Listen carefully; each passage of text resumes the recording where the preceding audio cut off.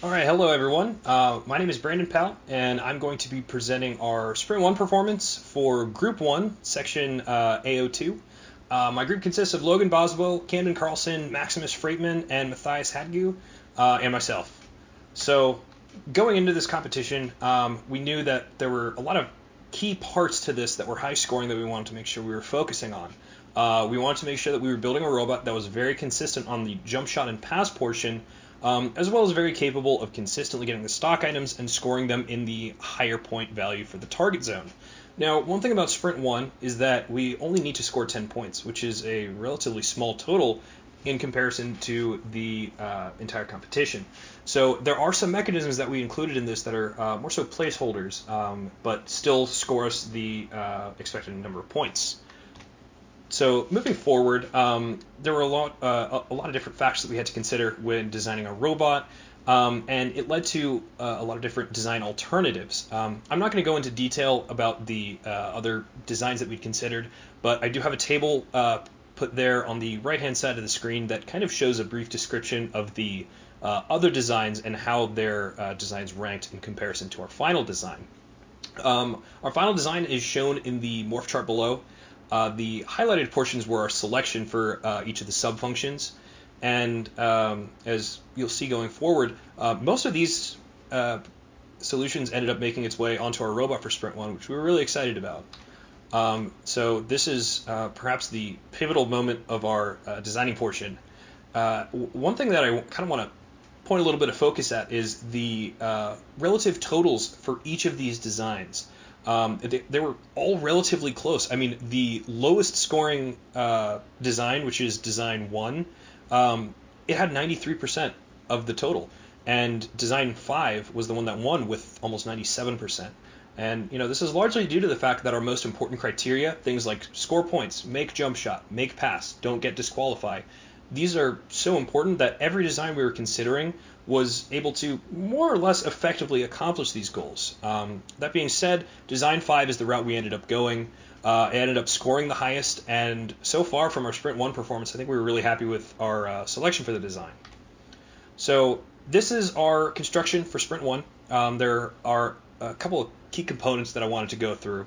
For one, our drivetrain, we ended up using our pre-made base as the framework for a robot, and this provides us with a lot of flexibility on attaching new mechanisms and doing a lot of trial and error, and it's something we are going to be changing going forward. So for the jump shot and pass, we combine these functions together in the arm you see at the top. That arm is connected to a mouse trap, and so it is released by a solenoid located toward the top of the robot, and it launches the balls into the respective jump shot and pass locations. We ended up being relatively consistent. There were some issues with mousetraps breaking, and that's something I'm going to discuss further along in the presentation. But overall, for a temporary system, it worked great.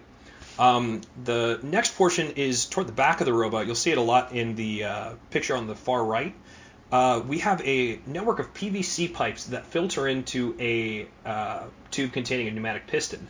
Now, what this does is these PVC pipes are positioned in such a way that when the robot moves forward and runs into the PVC pipes holding the money balls, the balls fall directly into the PVC pipe and they all filter down together into that lowest chamber.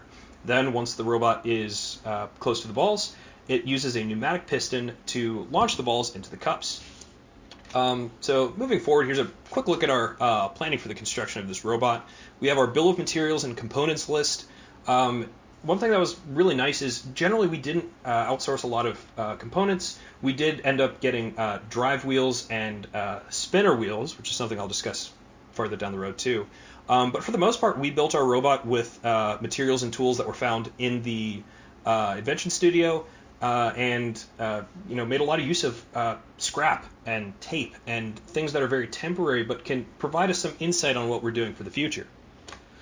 So our fabrication process, I really like these three pictures. We took all three of these in the construction portion, and none of these systems made it into Sprint 1. So the two pictures you see on the right-hand side, one of them was gearing for the drivetrain to allow a robot to move faster.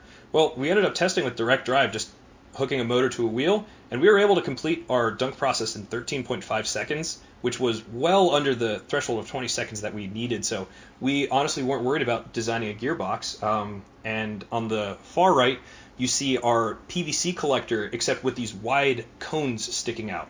The idea here was we're going to provide a wider surface for the balls to fall in, just in case one of the PVC pipes tilts a little to the side.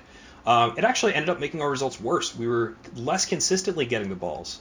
So that is another system that we tried, looked really nice, and ended up not being that practical, so we scrapped it. On the far left was our initial trials for a gearbox. The spinner mechanism is something we really want to implement, and I'm going to discuss it later on. But this was kind of our initial look at, hey, can we make a spinner?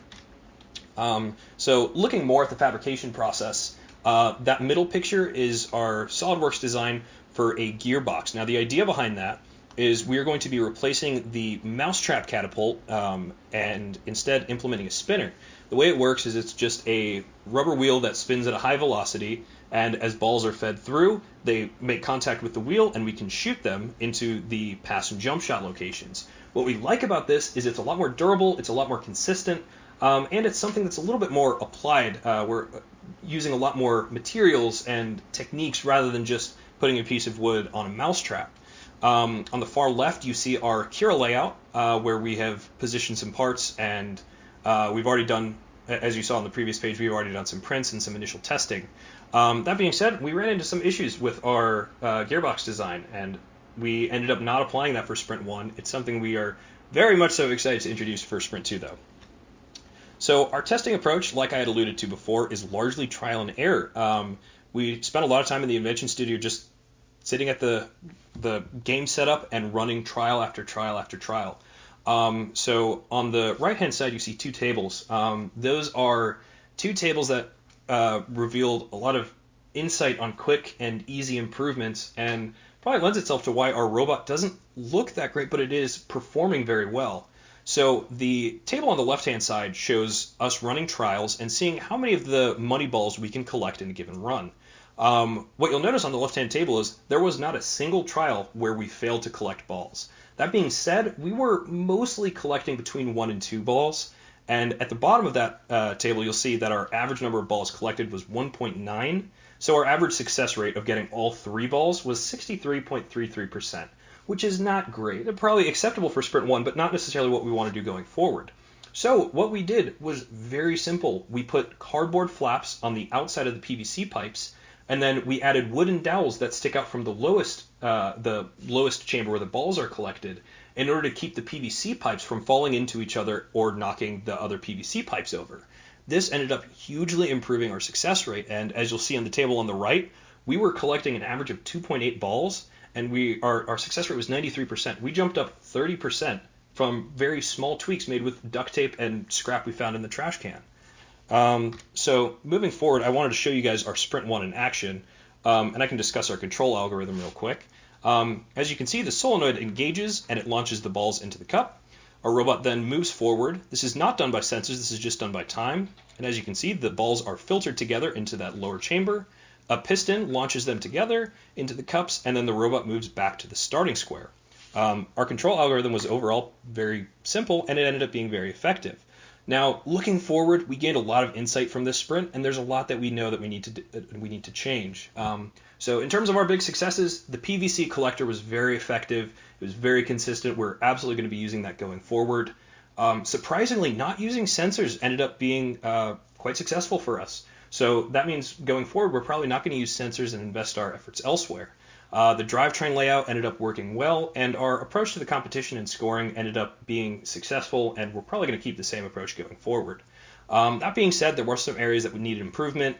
The dunk mechanism was a little bit fragile. We did have mousetraps break, so we are probably going to go for the spinner mechanism that is pictured on the far right. Our pass and jump shot consistency, sorry, that was what I meant to discuss there. Our dunk mechanism, we also wanted to add a little bit more precision and find a way to score in the higher scoring cups rather than always scoring the lower scoring cups. And construction quality and durability are things that we really want to improve for this sprint, because every time we'd relocate the robot, we were having issues with parts becoming misaligned. So we're hoping that by adding some better design practices that we're going to have a more successful robot for Sprint 2. Thank you for watching.